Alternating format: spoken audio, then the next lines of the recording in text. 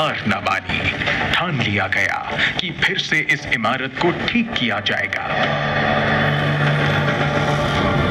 अब की बार बुलाया गया फ्रेडरिक स्टीवंस के बेटे और इस इमारत को बनाने में उनके सहयोगी रहे चार्ल्स स्टीवंस को जिम्मेदारी दी गई इमारत के क्षतिग्रस्त हिस्से को उसे उसका मूल रूप देने की।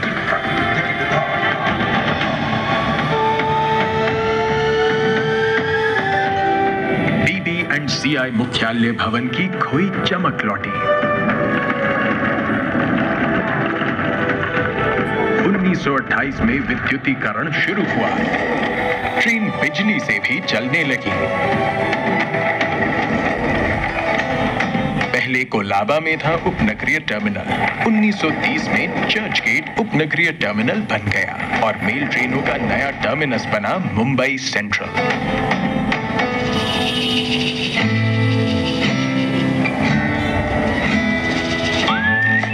रेलगाड़ियों में सिर्फ सामान और लोग ही नहीं, सपने सवार होने लगे।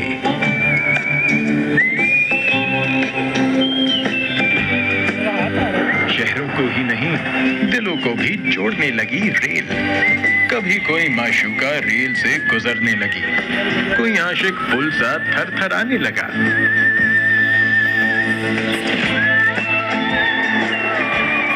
आजादी के आंदोलन में आजादी के दीवानों की कभी सार्थक साथी बनी तो कभी विरोध का शिकार भी बनी रेल।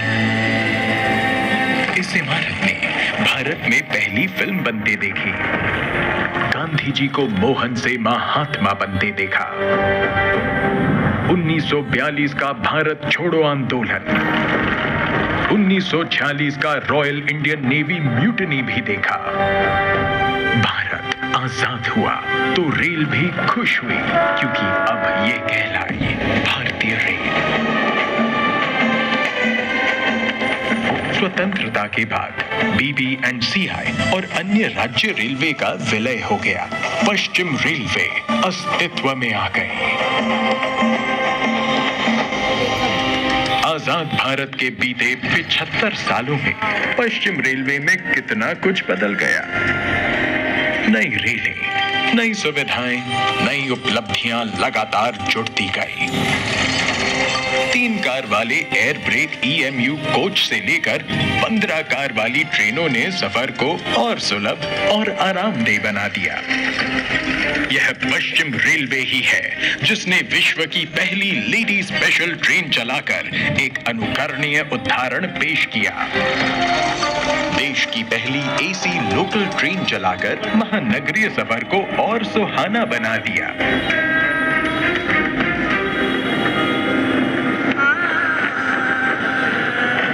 इसकी बढ़ती क्षमता का अंदाजा इस बात से लगाइए कि 125 साल पहले 44 लोकल ट्रेनों के संचालन से शुरू सफर 1394 लोकल ट्रेनों के संचालन तक आ पहुंचा है।